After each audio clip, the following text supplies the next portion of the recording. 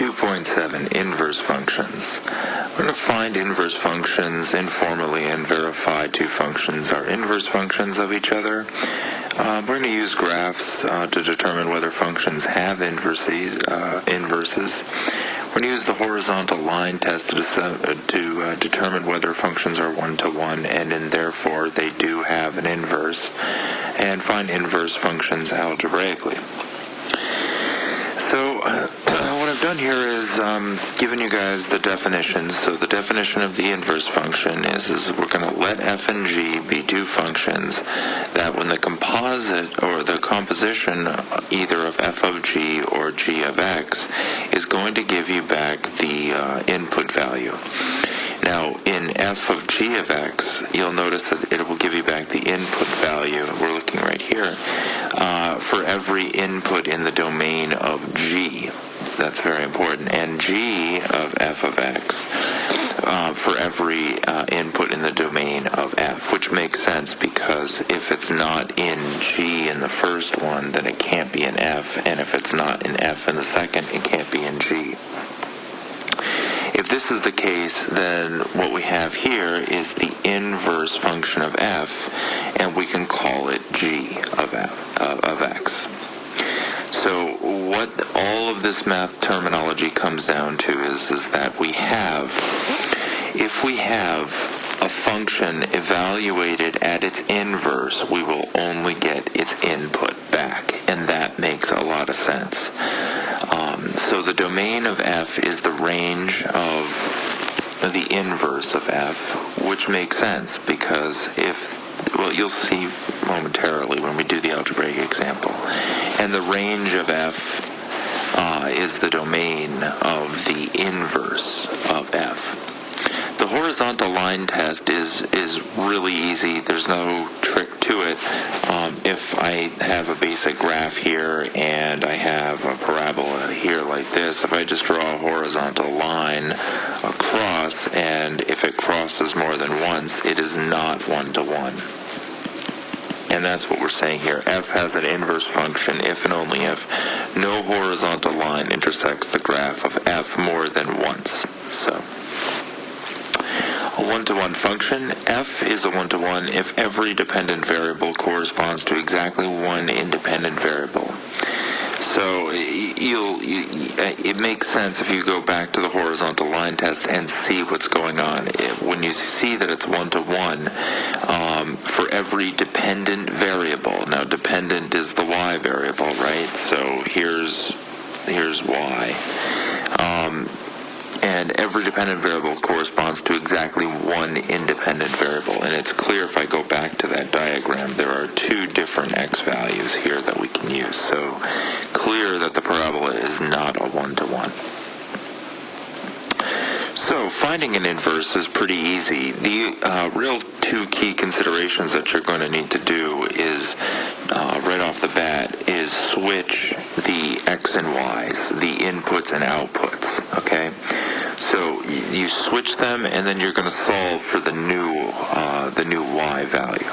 Yeah. You'll see it in the example we're going to have in a second.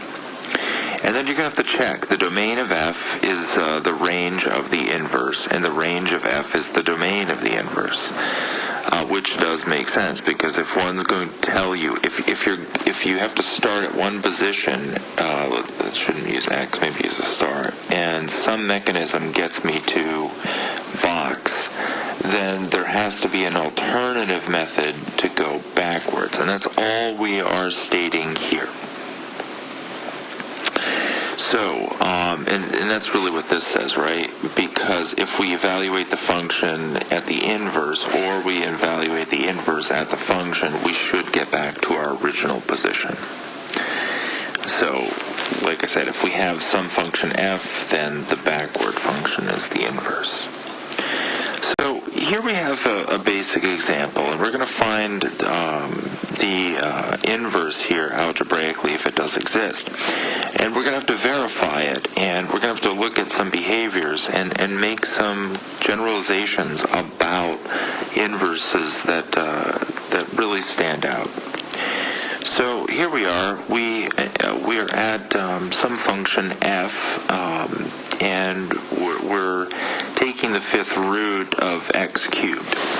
Now, what we should do right off the bat is translate this information into the exponential form. So I'm just going to take this and change f of x directly into x to the 3/5 power. Now what that does is it simplifies the ordeal a lot, because at this point we just have to remember that the output is equal to y. So if I rewrote this now as y equals x to the 3/5 root, that's a 5, that looks horrible, 3/5 root here, then what we have to do is interchange the x and the y. Okay? So I'm just going to use a different color here. We'll use blue, and I'll just switch x and y, and then I will put everything back the way it was. And now all we have to do is solve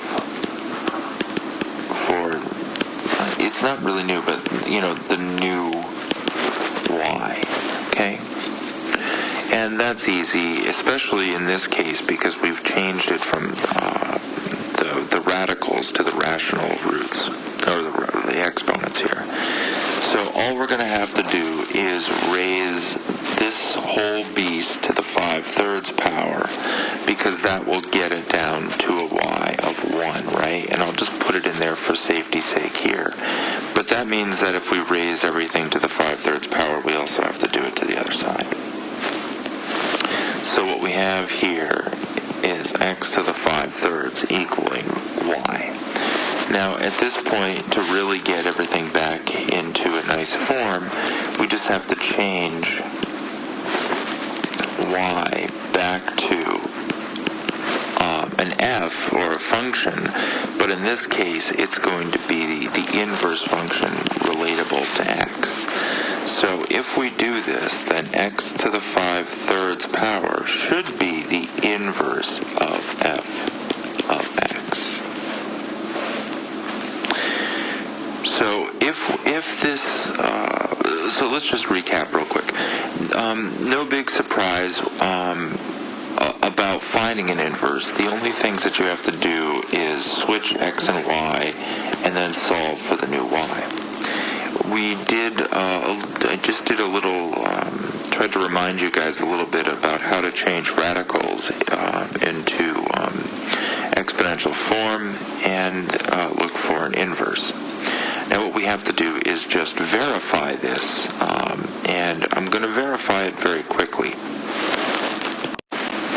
So let's just verify real quick while we're here.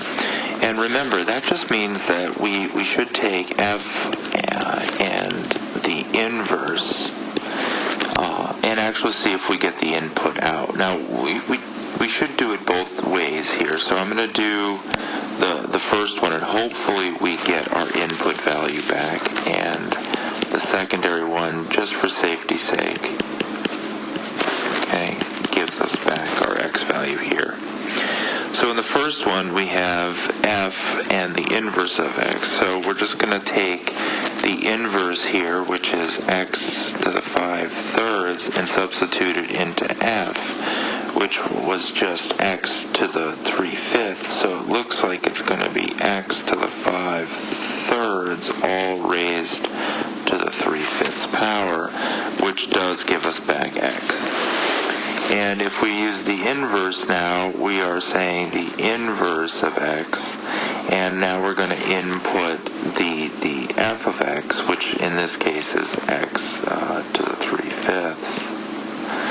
So that looks like it's going to be x to the 3/5, all raised to the 5/3, which in fact does give us back x again. Now graphing, we're going to just rely on a graphing ability here, and I'll do that and add that to the video so you can see a couple more things. And I'd like to do a little bit more. So I think what we'll do is with B and C, we'll do this with Desmo. Okay. So I'm just going to make a note, complete with graph from Desmo. All right, I'd like to take another look at another example here.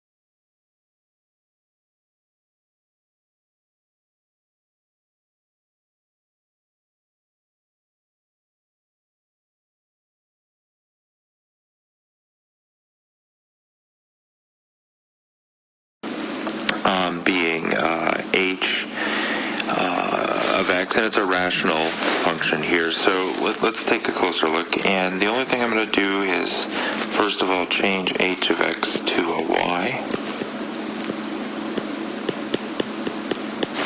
So maybe I'll make a little note here. X and y are changing. That's two arrows pointing in opposite directions. Make it even, yeah. So now I have to switch them. So this would be x is equal, and maybe I'll do those in a different color. So 5 minus 3, 2 plus 5, and then I'll switch them in different colors here. So the x and the y's change. And you'll notice that the y's are in different places, so algebraically we have to do a little more work. So all I'm going to do is multiply both sides by 2y plus 5, so this is just x times the quantity 2y plus 5 is equal to 5y minus 3. Then we're going to distribute the x, so this will be 2xy plus 5x is equal to 5y minus 3. And the reason why we're doing this is so we can combine the y's together and eventually solve for y, right? Because that's our whole process now from this part, was to solve for y. So now we can solve for y, and what I'm going to do is I'm going to move this because it's positive, and I'll move that over here, and this is negative, so I'll move that over here. So it looks like 5x plus 3 is equal to 5y minus 2xy. And now here, I'm just going to factor out the y. So 5x plus 3 is equal to y times the quantity 5 minus 2x. And then I'm going to divide both sides by the 5x. So maybe I'll make another note. Divide by the quantity 5 minus 2x, which gives us 5x plus 3 is divided by 5 minus 2x is equal to y. But remember, y is also equal to the inverse of x in this case. So we better simplify it and say that the inverse of x in this case is equal to 5x plus 3 divided by 5 minus 2x.